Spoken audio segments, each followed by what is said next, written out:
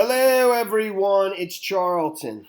Please subscribe to my channel and tap the notification bell. I'd appreciate it majorly. Wanted to try to sum up what's going on here with this young man that was killed in the United Kingdom. His name is Harry Dunn. Many people are familiar with the story by now. This is the first time I'm making a video about it. I saw it as it's been developing. And the woman who's accused of running into him, I don't think she denies that, Sacoolas, who's the spouse of somebody who's stationed, at the RAF Croughton. I think RAF is for British Royal Air Force. RAF Croughton is the name of the facility, I believe, because it's in Croughton in central England. It's described, I think it's described as a spy base or U.S. spy base. So I don't know if this individual, her husband, John Sacoolas, if his identity, is critical or not. Even though many reports describe him as a U.S. diplomat, this one describes him as a communications official and a U.S. diplomat. So I think he works for the State Department, I believe, U.S. diplomat's wife, U.S. communication official. Left the United Kingdom last month. So initially in the accident, and I've tried to make this video several times now, so I don't know what I've said already. But she was driving on the wrong side of the road, not far from this base. She had just left this, and she was driving on the wrong side of the road for only 400 yards. I'm not positive if it's this road right here, this B4031,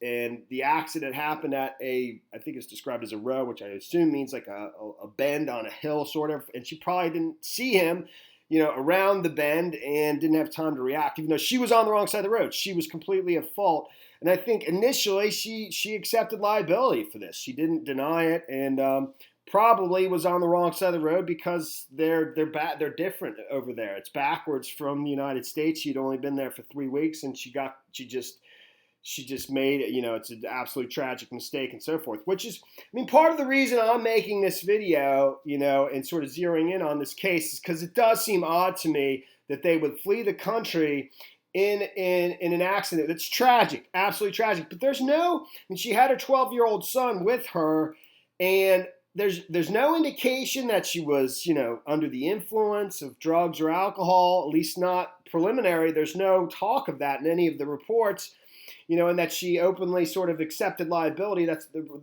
initially. And it was only after he died, which wasn't long after the accident. I don't know how many hours or if it was a day, that he died following the accident. He was taken to the hospital. I think it was with the same day. But once she got word that he had died, state embassy attorneys reportedly stepped in and shut it down, and they wouldn't allow her to cooperate anymore. They invoked the right of diplomatic immunity. And days later, at some point, early in the month of September, this happened August 27th. They left the country. They left the United Kingdom. Both her and her husband left. And his parents, the young man's parents, are obviously, extremely upset, and there's been given several interviews about this. They're devastated. Their son is gone, and now the person who, even if it was an accident, killed him, has left the country and is seemed to be using diplomatic immunity to avoid justice.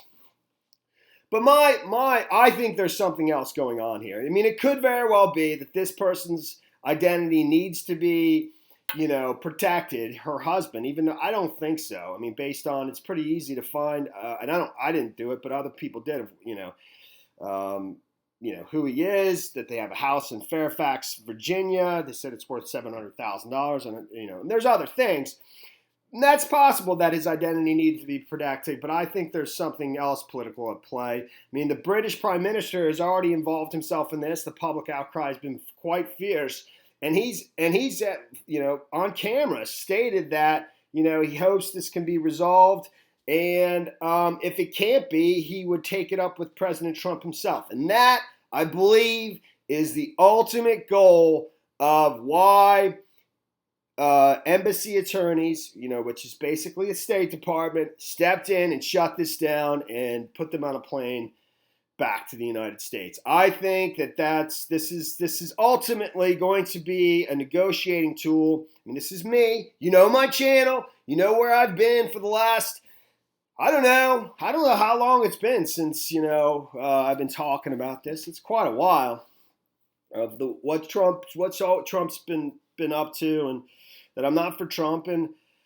I think Trump is heavily invested in Brexit, and I think he wants British Prime Minister Boris Johnson to get on the phone and call him, and this is going to force him to do it. And there you have it. And that's what. And Brexit's not going well, by the way. And I think he wants Brexit because I'll get into some of the details, but just so I give you the point of this up front. I think he wants Brexit because that's what Russia wants. I really do. It's sad, but I really think that's that's what's been going on for some time. A variety of things that he's doing that they all seem to be what Russia wants. It's right there, staring you right in the face. There's just no denying it. Okay, Brexit is good for Russia. The United Kingdom leaving the European Union is good for Russia. A weaker European Union, a weaker NATO, they're not exactly the same thing. One is economic, one is military. To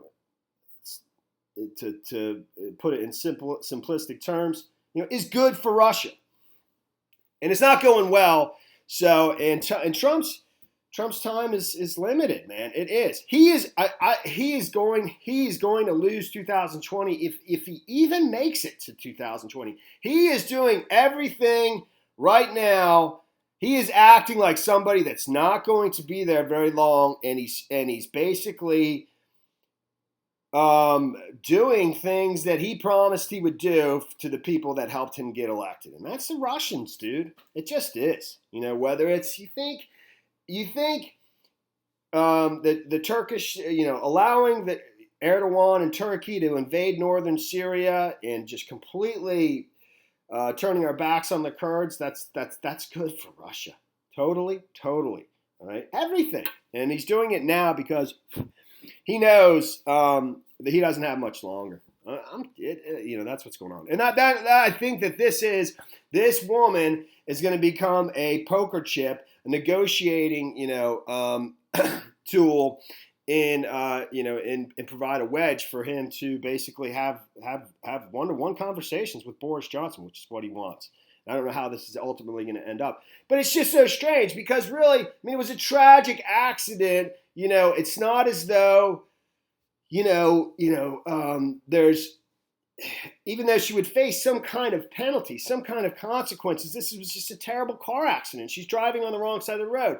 There's some kind of law she broke, I'm sure. But it's not as though, it's not, it just doesn't seem to me to be a situation where you would pick up your family and just flee a country, especially a country like the United Kingdom, without some other reason going on. A lot of, that's what I think's going on. Let me try to give you some of the particulars on the situation. So Boris Johnson will personally appeal to Donald Trump if the U.S. continues to refuse to lift the diplomatic immunity it has granted to U.S. diplomat's wife, who is accused of killing a 19-year-old motorcyclist in a traffic collision.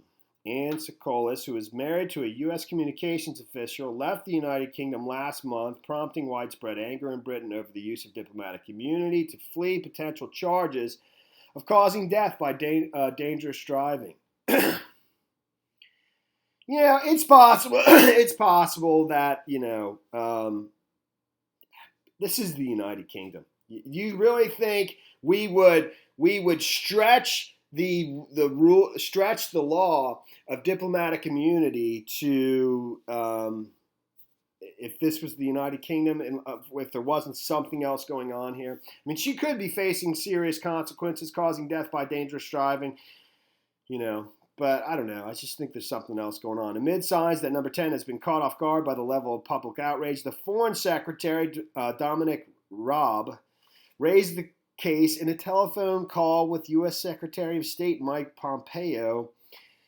A spokesman said Raab reiterated his disappointment with the U.S. decision not to waive immunity and urged them to reconsider.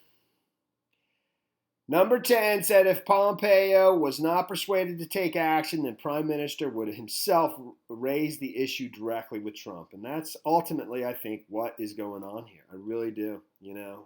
That's why this has risen to this level, and why I think the State Department, the Trump administration, pretty quickly realized the opportunity here. Sacoolas left the UK along with her husband Jonathan at the beginning of last month, days after Harry Dunn was killed in a head-on collision with a car that police believe had been driving on the wrong side of the road for 400 yards. In a sign that the U.S. will resist appeals for the return of Sacoolas, the U.S. Embassy said the family left the United Kingdom on the advice of senior State Department officials. Dude. Okay, senior State Department officials, adding that diplomatic immunity is rarely waived in such instances, and they're not indicating they're going to. So the episode, Dunn died after a collision with the Volvo XC90 near RAF Croughton in Northamptonshire on 27 August. It is alleged the Volvo driver went 400 yards down the wrong side of the road after pulling out of the airbase. So she had just pulled right out of here. I think they were on this road right here, this B034. I'm assuming. So, I mean, it was obviously a terrible, terrible mistake, and I don't know. Well, actually, it could be anywhere. It could be any one of these roads. It just, to me, it illustrates, that there's something else going on here, because it's just a terrible car accident, and she will save, I mean, that's the initially probably this is what, because of the sensitive nature of it, they're characterizing it as, causing death by dangerous driving. I don't know if that's the actual charge or what. Maybe I'm reading too much into those words. But even if that was, it would just, that's just the initial, before they move through the legal process and the investigation. I mean, it's just a car accident. And so why would you leave the country unless there's something else going on? Okay, so the 42-year-old Sacoolas is married to Jonathan Sacoolas. Public records show it is not clear what position he holds in the U.S. government that has provided him and his wife with diplomatic immunity. I mean, that would have to mean it's the State Department, The couple's lives the couple lives near RAF Croughton, a British Royal Air Force base currently being used by the U.S. Air Force as a communications station. Sky News referred to it as a spy base. Sacoolas had only been in the United Kingdom for 3 weeks. Dunn was killed in a head-on collision.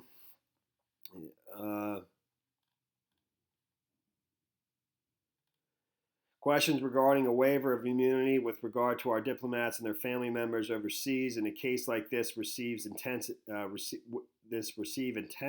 attention at senior levels are considered carefully, given the global impact of such decisions. I mean, it sounds like they're not going to do it. Again, they're not going to waive diplomatic immunity. Anne Sacoolas was encouraged to leave the Britain by someone on the American side, Sky News reports. Anne Elizabeth Sacoolas, I believe her maiden name is Goodwin. I'm almost certain of that. She's from South Carolina, went to South Carolina University. Struck and killed 19-year-old Harry Dunn with her Volvo XC90 while driving the wrong way. Sacoolas' 12-year-old son was in the front seat of her car at the time of the crash. Newspaper reports that Sacoolas admitted liability after getting out of her car, but when police went to her home at the Croughton base and told her Dunn had died, lawyers and U.S. Embassy officials stepped in. Northamptonshire Police Superintendent Sarah Johnson said in a statement, "We can confirm the 42-year-old American woman being treated as a suspect in our investigation into the fatal road traffic collision on B4031. It's right on that road. On Tuesday, has left the country on Tuesday, August 27th. So this B034. So she went out of this base, went left to right for 400 yards. It's not that far at all. And struck him.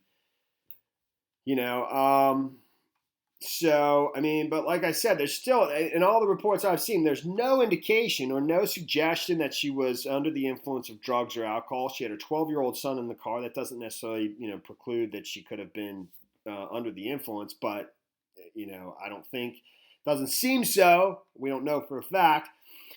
Again, so the need to flee the country instead of just facing the consequences of the terrible, terrible mistake, driving on the wrong side of the road because you're just not used to their system of driving there.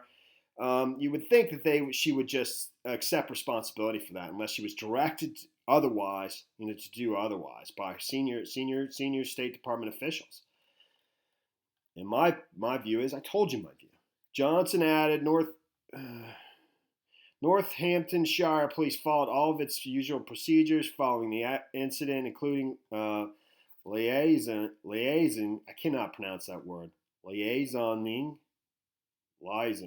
closely with the suspect, who engaged fully with us at the time and had previously confirmed to us that she had no plans to leave the country in the near future. Due process was followed in seeking the necessary documentation to allow for the arrest and formal interview of the suspect, and the force is now exploring all opportunities through diplomatic channels to ensure the investigation continues to progress. So she was going to be arrested.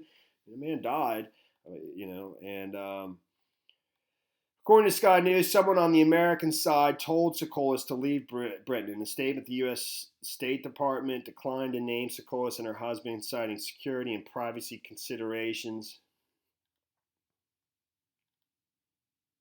It's the State Department that's speaking on their behalf. We express our deepest sympathies and offer condolences to the family of the deceased. We can confirm the family has left the United Kingdom, the State Department said. She and her husband have 2 young children, own a home in Virginia. She was ticketed in her home state for failing to pay full time and attention. This has been reported in other places as well. And she paid a fine for that. The couple owns a home in Fairfax County, Virginia, according to home sales lists from the Washington Post, purchased in 2015 for $770,000, which is a pretty nice home for somebody. I don't know what level this person, her husband, was at in the State Department. She previously worked in the State Department as well in 2003. Well, when she was married to John Sacoolas, and she was working for the State Department then. I don't know how long that continued from 2003 on, which was the Bush administration. They're both registered Republicans. Sacoolas, born Ann Goodwin in South Carolina, herself is a former State Department employee who has a psychology degree. She, like I just said, according to wedding announcement published in 2003, her hometown newspaper, Aiken, the Aiken Standard. She went to Aiken High School, I believe. Graduated from South Aiken High School. At the time of her wedding, Sacoolas was working for the U.S. Department in Washington, D.C. It's not clear what role she had at the State Department. She and her husband were married on April 12th, 2003.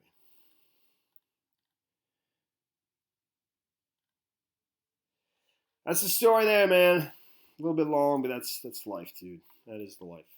That is life. Thanks for watching my videos. Please subscribe to my channel. Give me a like down below. I'll see you in the next video. Later, man.